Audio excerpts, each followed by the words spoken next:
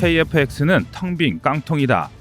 과거 KF-21이 아직 정식 명칭을 부여받지 못해 KF-X라고 불리던 시절 KF-21의 무장을 두고 많은 비판이 일었을 당시의 말들입니다. 그 중심의 핵심은 부족한 미사일 무장이었는데요. 처음 미국으로부터 약속받았던 공대공 미사일의 통합을 허가받지 못했고 나머지 무장도 독일제 타우러스를 빼면 전부 구식인데다 그나마 달 수 있는 미사일의 종류도 적어 다양한 작전 환경에 대응하지 못한다는 것입니다. 그래서 기껏 국산 전투기를 개발해봤자 날아다니는 깡통에 불과하다는 말을 많이 들었는데요. 그래서 우리 군은 국산 무장을 개발할 것이라고 응수했습니다. 하지만 그럼에도 많은 이들이 국산 전투기를 개발하는 것도 어려운데 군사 강국들만 가능한 전투기 무장까지 국산화하는 것이 가능하겠냐며 냉소했습니다. 또한 만들어봐야 시대에 뒤떨어지는 구닥다리가 나올 것이라며 국외를 비롯한 국내 군 관련 전문가들조차 한국 전투기 개발 사업을 비관했습니다. 특히 국내에서만 수요가 발생할 수밖에 없는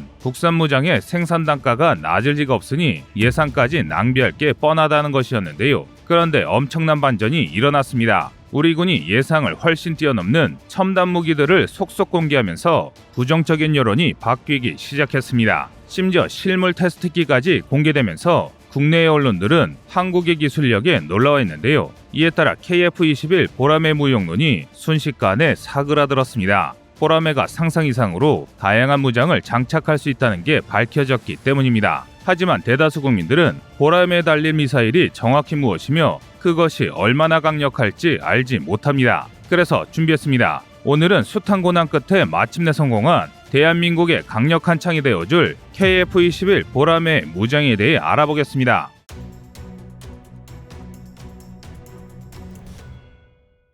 KF-21 개발 초창기 KF-21을 도입하는 것이 아무 쓸모없다는 이야기가 있었던 시절이 있었습니다. 정말 여러 가지 이유로 KF-21 개발이 타당하지 않거나 불가능하다는 의견이 많았는데요. 하지만 2022년 7월 19일 오후 3시 30분 KF-21이 첫 비행에 성공하면서 이 모든 비판이 결국 기우에 불과했다는 사실이 입증됐습니다. 하지만 그럼에도 불구하고 아직까지 많은 이들이 걱정하는 KF-21의 치명적인 약점이 있습니다. 바로 KF-21에 장착할 무장이 문제입니다. 원래 KF-21에는 AIM-9X 사이드와인더와 AIM-120CD 등 미제 공대공 무장이 통합될 예정이었습니다. 전시에 미국의 미사일 재고를 공유할 수 있고 KF-21을 수출할 때 미제 미사일을 사용하는 세계 여러 국가들에게 별도의 탄약을 구매할 필요가 없다고 어필하려던 것이죠. 하지만 미국이 미제 미사일의 무장 통합을 차일피일 미루면서 KF-21의 미제 무장을 통합하는 게 불가능해졌습니다.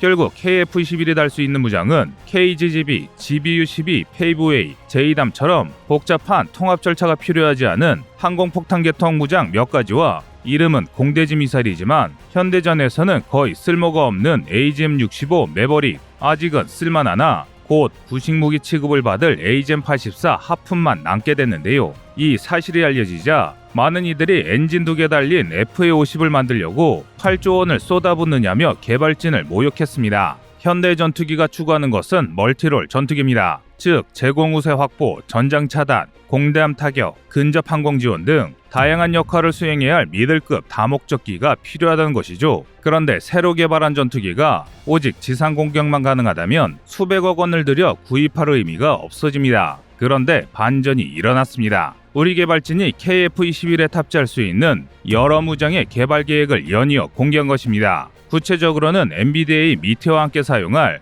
국산 단거리, 중거리 미사일의 개발과 ICBM을 상승 단계에서 요격할 수 있는 상승 단계 요격 미사일, 타우러스 미사일을 압도할 것을 목표로 개발된 한국형 장사정 공대지 미사일 천룡, 레이더 잡는 미사일인 대방사 유도탄, 초음속 대함 미사일, 극초음속 미사일 등 한국이 개발할 수 있으리라 전혀 생각하지 못했던 무기의 개발을 대중에게 알렸는데요. 그 중에서도 특히 국산 공대지 미사일 3종에 많은 이들이 관심을 보였습니다. 사실 KF-21 개발 초창기까지만 하더라도 국민들이 알고 있던 KF-21의 공대지 무장은 유도키트로 개조된 항공폭탄과 AGM-65 매버릭 그리고 KPD-350 타우러스가 전부였습니다. 물론 이 무장으로도 충분히 지상 타격 임무를 수행할 수 있습니다. 하지만 문제가 있습니다. 고성능 미사일 타우러스는 외산인지라 보라매가 무장할 만큼 충분한 수량이 없습니다. 그 이유는 너무 비싸기 때문인데요. 우리 군이 동비한 타우러스의 발당 단가는 20억 원이 넘습니다.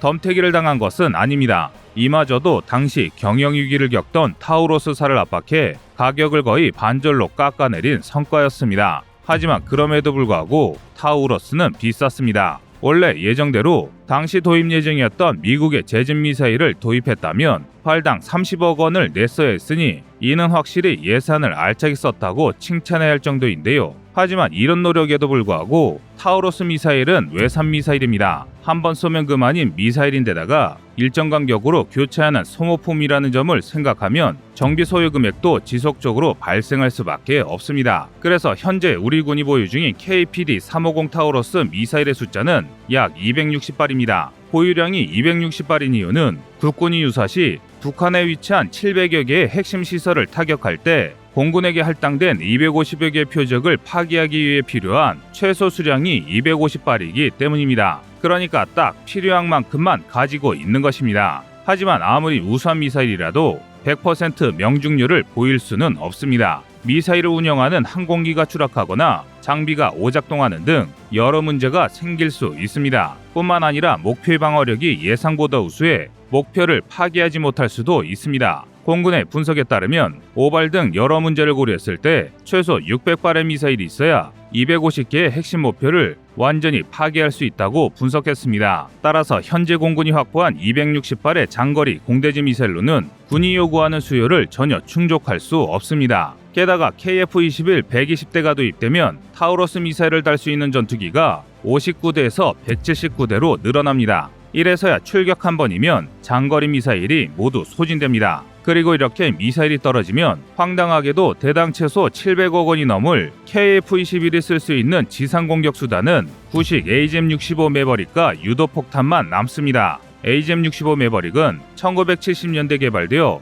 걸프전에서 크게 활약한 단거리 공대지 미사일입니다. 한때 근접 항공 지원 분야에서 최강의 공격기로 명성이 높았던 A-10 썬더볼트 공격기의 주력 무장이기도 한데요. 하지만 후기형조차 최대 사거리가 20km를 겨우 도는 수준에 불과해 적을 공격하기 위해서는 굉장히 낮게 비행해야 합니다. 그런데 수천, 수만 개의 방공포가 있는 한반도 북부에서 이런 저공 비행은 자살 행위입니다. 질은 낮으나 엄청난 숫자의 방공무기가 도배되어 있어 완전 스텔스기인 F-35조차도 함부로 저공 비행을 할 수 없는 마굴이 바로 한반도 북부이기 때문입니다. 한마디로 KF-21에 적절한 무장이 공급되지 않는다면 KF-21은 최강의 4.5세대기가 아니라 날아다니는 관적이 될 수밖에 없습니다. 그래서 우리 군은 이 문제를 해결하기 위해 독자적인 공대지 무기 개발을 추진했습니다. 타우러스의 역할을 대신할 장거리 공대지 미사일 철룡을 개발한 것인데요. 철룡은 타우러스 도입 과정에서 절충교역으로 습득한 기술을 이용해 개발됐습니다.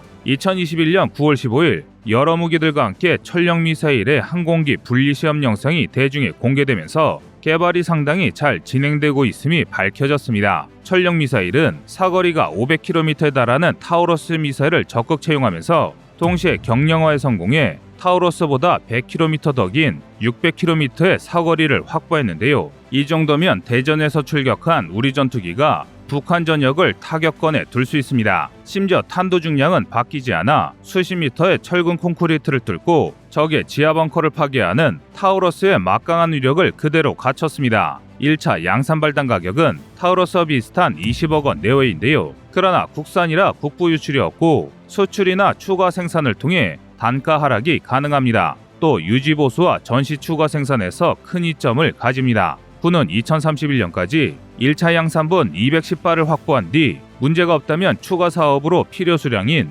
600발을 확보할 계획입니다. 당연히 그 이상이 생산될 수도 있습니다. 북한에 있는 핵심 표적 700개 중 공군이 책임져야 할 핵심 목표가 늘어날 수 있기 때문입니다. 그러므로 KF-21의 양산이 마무리될 2032년까지 KF-21에 탑재할 충분한 수량의 장거리 공대지 미사일을 탑재할 수 있을 것입니다. 그런데 철룡 미사일에는 치명적인 단점이 있습니다. 이는 원본인 타우러스 역시 마찬가지인데요. 바로 느리다는 것입니다. 철룡과 타우러스는 강력한 벙커버스터 미사일이고 은밀성 역시 상당하지만 고도의 기동성을 위해 설계된 순항 미사일답게 속도가 느립니다. 음속에 살짝 못 미치는 마 0.9의 아음속이 최대 속도인데요. 그리고 안타깝게도 이런 미사일로는 북한이 나름 최신 미사일로 방어하는 평양 중심지나 핵시설, 그리고 중국의 북부 정부가 운용할 첨단 방공망을 뚫기 어렵습니다. 그래서 더 빠르고 강력한 미사일이 필요합니다. 이 때문에 현재군은 극초음속 공대지 미사일을 개발 중입니다. 마하 5 이상의 속도로 적 방공망을 단숨에 돌파해 적의 최중요 시설을 쳐부술 참수병기를 만드는 것인데요. 무기의 특성상 무게가 상당한 데다 그 자체가 기밀이라 타국의 전투기에 무장을 통합시킬 수 없으므로 사실상 KF-21 보람의 전용 무장이 될 것입니다. 이 정도면 빈깡통 소리를 듣기에는 우리의 KF-21이 너무 우수한 것 같은데요. 하지만 앞선 두 무기만으로는 KF-21의 성능을 100% 활용했다고 할 수 없습니다. KF-21을 그저 장거리 공대지 미사일을 실어 나르는 미사일 캐리어로 사용하는 것은 낭비이기 때문인데요. 즉 스텔스 설계를 갖춘 고가의 스텔스기가 투입될 만한 임무에 쓰일 적절한 무기가 필요합니다. 이 때문에 우리 군이 내놓은 해답은 대방사 유도탄 2입니다. 대방사 유도탄은 적의 레이더가 쏘아내는 전파를 추적해 적 레이더를 파괴하는 대레이더 미사일의 일종입니다. 대레이더 미사일은 공군이 적지에 침투하기 전 적의 방공망을 파괴하는 데 꼭 필요한데요. 우리 군에서는 미들급 KF-16 전투기가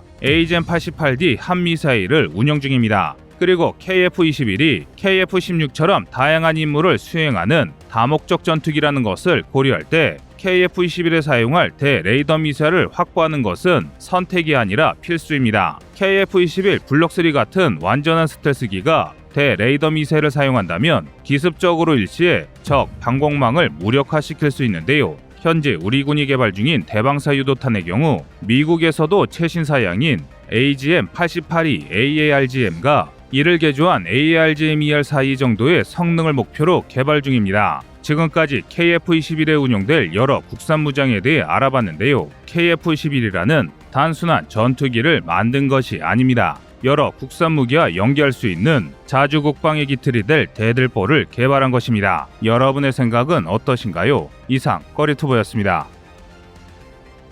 안녕하세요, 꺼리투브입니다. 여러분의 가부나 성원에 힘입어 군사무기에 관심 없는 분들도 쉽게 이해하실 수 있는 대한민국의 육해공 군사무기의 숨은 비하 이야기를 책으로 엮었습니다. 하루 종일 검색해도 절대 찾을 수 없었던 비밀스러운 내용을 이제 책으로 만나보세요.